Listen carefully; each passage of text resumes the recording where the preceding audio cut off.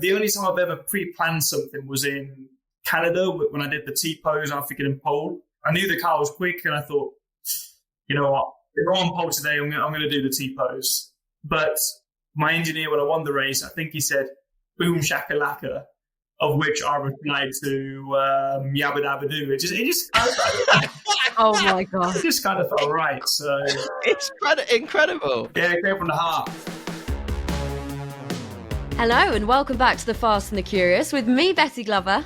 Me, resident expert on Formula One, and as it's written in front of me here, Paddock Princess, Audible Sigh, Christian Hugill. And me, team principal Greg James. But actually, not just me. Who else is here? George Russell. Hello. Hey! Hi, George. How are we doing? Very good. Whereabouts are you, George, exactly? You have a guess. I'm at the racetrack. I know where you are. Go on. This is where we thought Bradley Lord was going to be last episode. I think you're in Toto Wolff's office. I'm in Toto's chair right now. Are you? I mean, I don't know if I can put my feet up here or not. But There's a natural swagger to you anyway, George. But there's an even bigger swagger when you're in that chair. There's something about the Toto chair that gives. You feel it, don't you? You can feel it. You're rocking. Yeah. I don't have a chair like this at home. I'm just quite enjoying, being in. You feel like the boss in this chair. It's so incredible how much a boss chair does to your aura. Give us a 12, full 360. Full 12. I don't know if I'm going to make it. I've made it. Do you feel powerful in the chair? I feel like you should. Super powerful. You should have like a white cat, and you should be like stroking it. Well, I've got a globe here in the background. That's all I've got right now, but I'm liking it. That is quite evil supervillain to have a globe, isn't it? It's like Toto just going, "Where shall we conquer today?" I don't know why we've got an Oscars award here as well. I don't know what this is. What's it say on it? What's the award? What does it say? But it says original screenplay. I think it's a bit of an internal joke. Interesting. Fantastic that you're beaming to us live from Toto Wolff's chair. This is a really strong start to the interview. Look, welcome back to the podcast. Thank you. Where do you want to begin? Where should we begin, Betty? Where should we start with George? We've got so much to talk about. Well, I think we need to talk about the fact that George is in Spa. He's back where he got his first ever Formula One podium in 2021. So that it must feel quite special for you, George, does it? It does. I saw it on Instagram yesterday. Williams posted some photos, and that was a huge day in my career because I'd actually just signed for Mercedes a couple of days before. It hadn't been announced. And then coming to Spa, I think we were last in the championship with the slowest car and somehow managed to qualify in the front row. That was a special day for me and what I'll remember forever, really. So that was nice to be reminded of that moment. And I can't believe it was 3 years ago. I mean, time is just, it's scary how quickly time's going by now. Tell us about Eau Rouge. I want the POV of what it's like for someone in a Formula One car going around that famous part of that circuit. Something that most of us in the world won't get to do. Take us there, please. I was actually talking to Brad Pitt about this morning because I think he's about to do some laps. What? What a name drop that is. Hang on. This is already the best interview. You've been twirling on Toto's chair and you've dropped Brad Pitt. Okay, what did you say to Brad Pitt about Eau Rouge then? Well, first I said you'll enjoy it. But then I said it's like a roller coaster. You go through the first bit and the car compresses down and you feel your ass scraping on the floor. Do you?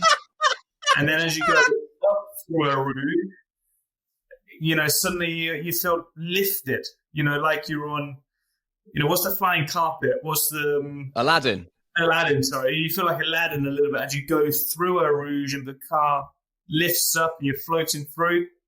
And then you grip and you go on, all in the space of about a second. So it's pretty cool. Oh. Wow. What's Brad Pitt like? Is he nice?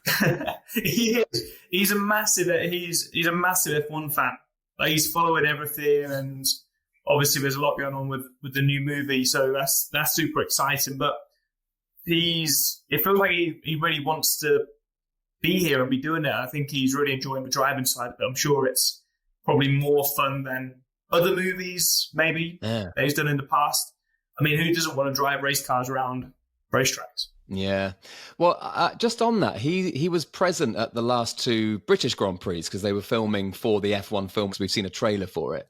So quite odd that he was in the driver lineup on the grid. What well, you must have been aware that they were doing that, obviously, but looking down the line and seeing all your, all the regulars and then going, what the that's Brad Pitt at the end next to Max Verstappen. That's quite a mad thing, isn't it? Yeah, that was a little bit surreal, but to be honest, when you're sort of in the zone, I wasn't even thinking or looking at it. You've got all your emotions going on, and I mean, to be fair, all of the drivers have met him a few times now. They've shown us clips of the movie.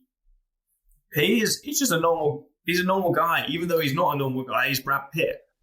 He's just like, he's a nice guy, funny guy, and I think once you've passed that, kind of speechless moment of, well, that's Brad Pitt, then you realise, it's just a normal bloke. Yeah.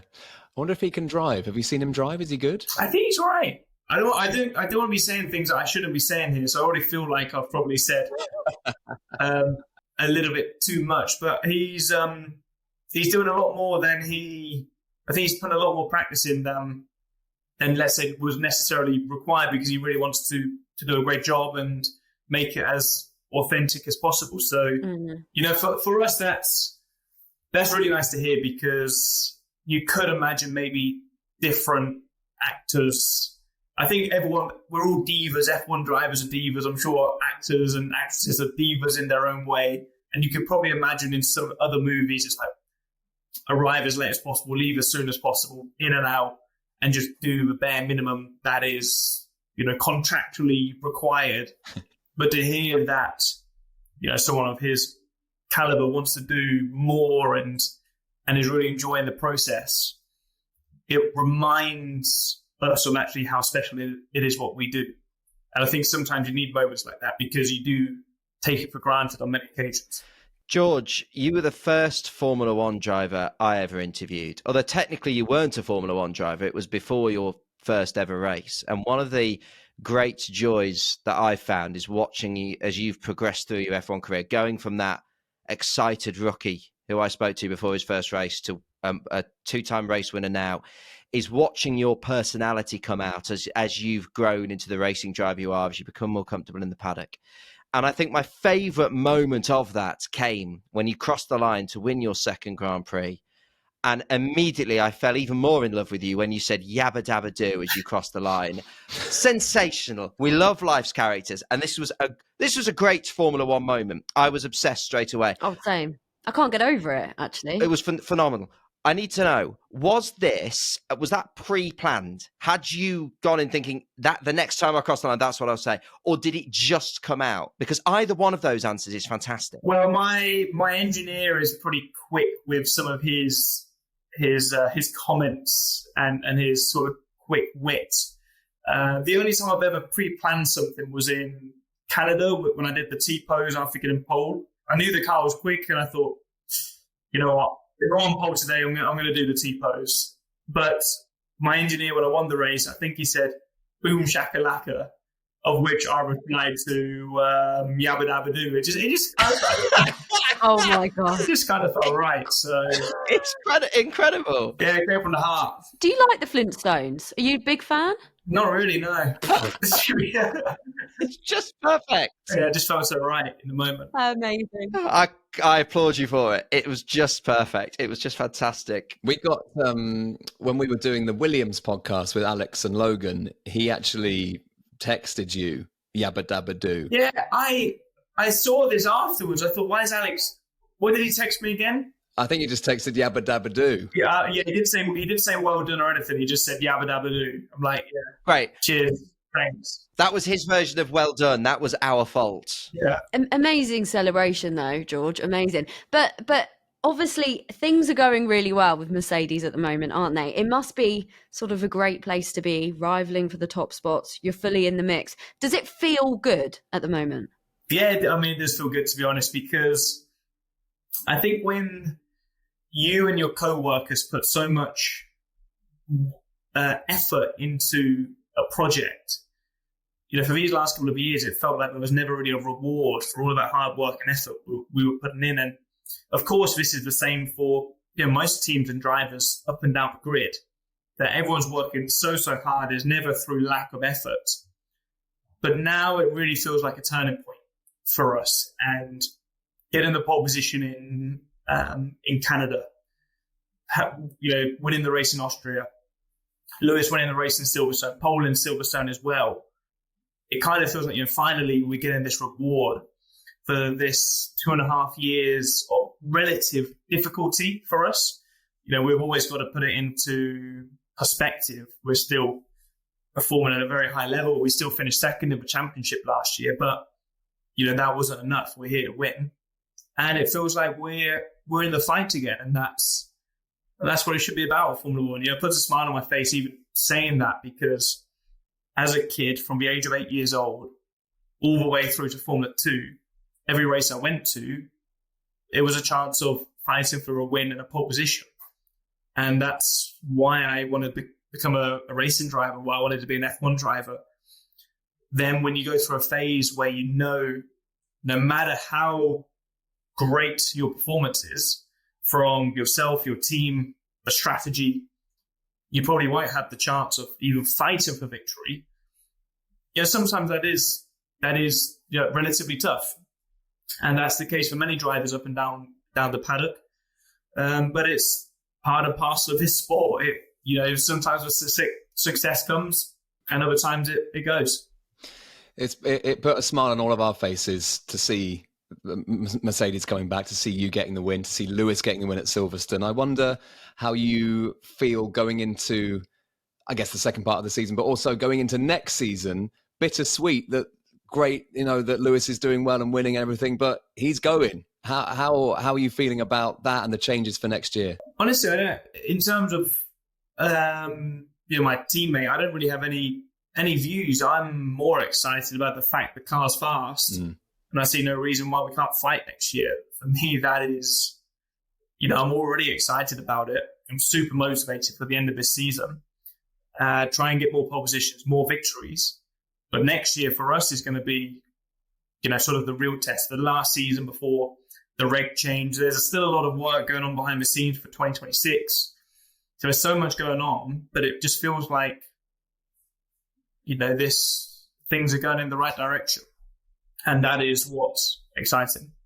Does it feel like you are sort of going into this sort of new stage of your career? Obviously, Lewis is moving on. You're going to be there. You're going to be probably the most experienced driver at Mercedes, or at least, the driver that has been at Mercedes, obviously the longest. You're going to know everyone, know how it works the most. So do you think you're going to sort of step up as like a bit of a team leader? I mean, these past 2 years, to be fair, Lewis and I have been given total equal opportunity.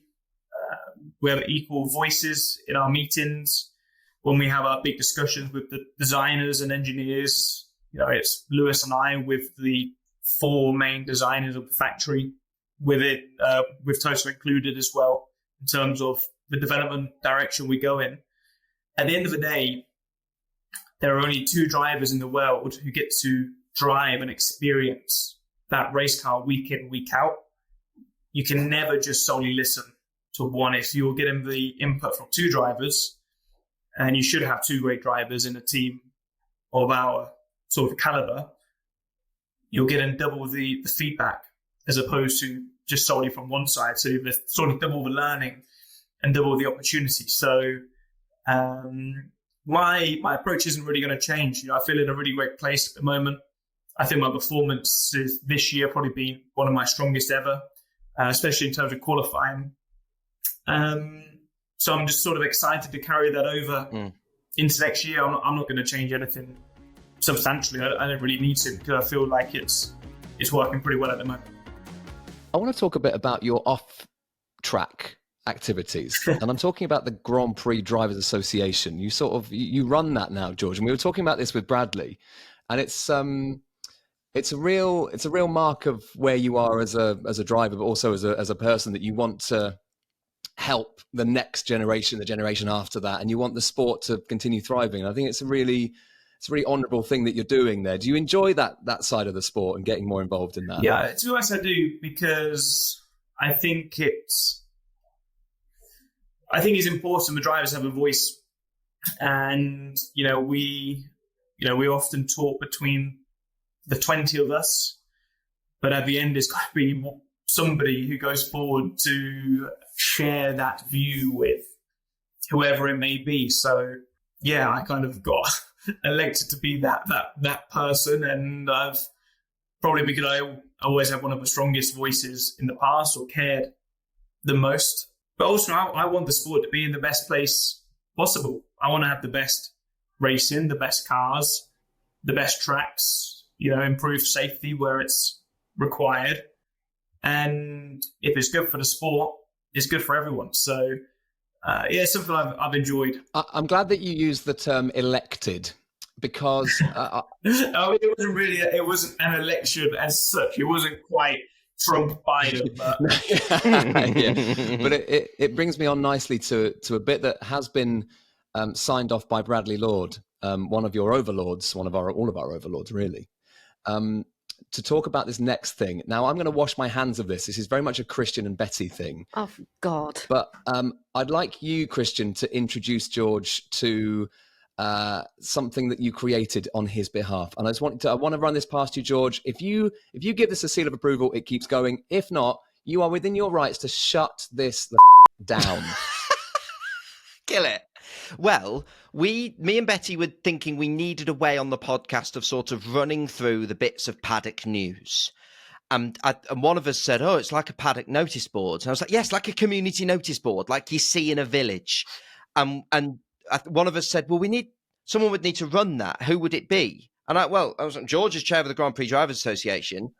George is responsible. There's certain drivers you wouldn't want anywhere near him. I'm not going to name any names. Oh, I am Alex Albon, for example. You wouldn't give him a position of responsibility. The man's chaos. He can't even spell. He can't even spell. Exactly. So it's like a few years ago, it might have been Seb Vettel. He was like the position of responsibility. So we created, and every time we run through bits and bobs of news on the podcast, it's like, right, let's check the George Russell Community Notice Board. Response to this? It's said with love. Are you okay with this? I'm happy to. I have an honour to have the notice board named after me. Mm-hmm. I'll run it with pride. I think that one of your team might have a picture of the community notice board. Yeah. I've got it in the background here. Oh, where is it? Let me have a look. Oh, okay. The George Russell Community Notice Board. Driver required. Must like George Russell. Pets allowed. Please apply to toto@markf1.com. Isn't his real email address, but okay. Genuine applications only. Lando was here. Yeah, he's graffitied it. Piano lessons. Call Charles. 016 555. I like it. Do you like it? Yeah, I'm intrigued to know what else would be on the community notice board. Well, I guess as you're in the paddock now, is there anything you'd like to add to the notice board? What have you seen today that we could add on there? Any breaking news from Spa? I heard, Alpine are looking for a driver, so I don't know if that's big breaking news, but that could go on the notice board. We'd have to take Haas's vacancy off the notice board. They've filled that with Esteban. Yeah, Haas's vacancy off the notice board. We'll put Brad Pitt on the notice board. Yeah, just throw Brad on there. Stick him on. Why not? Absolutely. Yeah, I'm trying to think of things to say that wouldn't be too controversial, to be honest. So, well, we wouldn't mind a controversial one. I know you wouldn't mind the controversial things. I already feel like I've said one too many things already so far that I just feel when I talk with you guys and people in general, I just have this trust and I just open up and then I get told off afterwards for... You can trust us. Slipping things out, You can trust us. Bradley Lord trusts us. If we're friends of Bradley's, we're friends of yours. He's a very trustworthy... If you can't trust Bradley Lord, who can you trust? Yes, absolutely. And we're not friends with everyone, George. Oh, are you not? All right, there's something you just feel with me. Who aren't you friends with? Can't get Ferrari on, George. Can't get Charles and Carlos on. They've not come on yet. That's not good, is it? They don't reply to producer Jimmy's emails, so No. Oh, that's harsh. isn't it? You know, if they don't want it, don't even ask for it. Okay. Maybe if you stop sending the emails out, maybe they'll email you guys. You know, play hard to get. Yeah, good. That's a good play that from you, George. I think that might be the thing to do. Yeah, or just put on message for Charles, call Greg back, or something like that. If you just pop it on those. Yeah, but I think that's still a little bit too needy. Okay, call Greg back if you want. I think just dead silence, just like nothing. I think you need to do things to plant in front of the Ferrari guys of, you know, the stuff you've been doing so far with the other teams and drivers, and they'll be like, why aren't we on there? Yeah. And they'll be getting a bit of FOMO. Or maybe just tell them how much fun you've had. I could do that. I really could do that. That'd be lovely. All right, I'll spread the word. One last thing. Summer plans, please. What is the? Well, I don't want obviously detailed logistics, but are you beaching? Are you active? Are you yachting? What's going on? I am beaching, but I will be active. I can't beach. I need to stay active, so I'll be doing my foil boarding. I'll be doing my free diving. I'll be doing my sort of daily hike and bits and pieces. You know, I want to move. Got to look after the body. So yeah, I'll be staying active. You're not like Ken from Barbie, then. You're not just beach. No, I'm not just beach.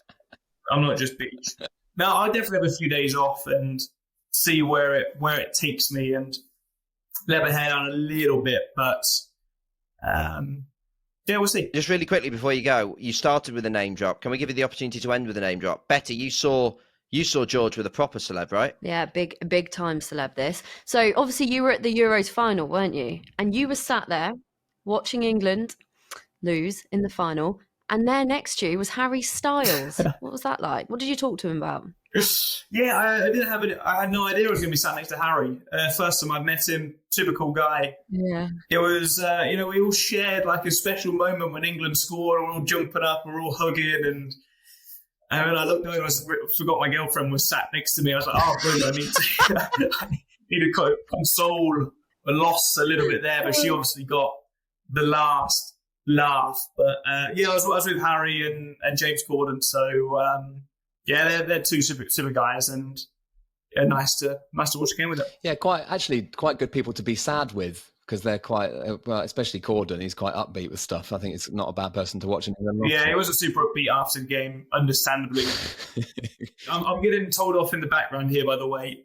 Apparently, I need to go to do some driving or something. So, George, we love you, and congratulations, and good luck for the weekend. Pleasure. George, lovely to have you on. Thank you so much. Bye. Cheers, guys. All the best. See ya. He's just a lovely man, isn't he, George Russell? Wonderful man. Oh, yes. Love him dearly. That's the end of this episode of The Fast and the Curious. But before we go, let's talk about NordVPN, because you can watch the Belgian Grand Prix from wherever you are in the world, can't you? You can pretend that you're in your home country, wherever you get to. Betty, you're going to be in Paris covering the Olympics. Congratulations on that. Very well deserved. Oh, thanks, So Greg. you can change your location to, Manchester or whatever, so you can keep up with all your favourite British things. Why are you saying Manchester like that? Well, I don't want to tell everyone exactly where you live. Oh, I see. Yeah, well, I am in Paris right now, and I have already used NordVPN, guys. I'm not lying about it, straight away, because I changed my location to put it in. I put it in London, actually.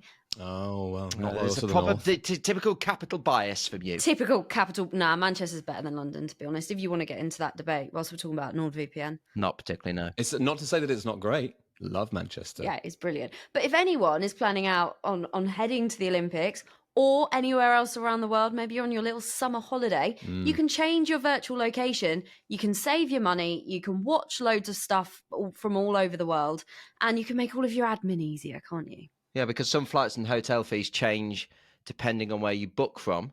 So changing your location while you're sorting your logistics might help you save money. And we all like a bargain, don't we, Greg James? You love a bargain, don't you? Yeah, actually, I'm not very good at bargain hunting, but you are, Nana, and I wish I was better. That's it. I love a bargain. I do find it very satisfying when I get a bargain, which is why I enjoy that people listening to this can get a bit of discount. You can do all of that safe in the knowledge that NordVPN is protecting all your data while traveling and using public Wi-Fi. Now, that is a good one, and that is wherever you are in the world. To get the best discount off your NordVPN plan, go to nordvpn.com/TFATC, and that link will give you 4 extra months on the 2-year plan. There's a no-risk guarantee with Nord, a 30-day money-back guarantee, to be precise.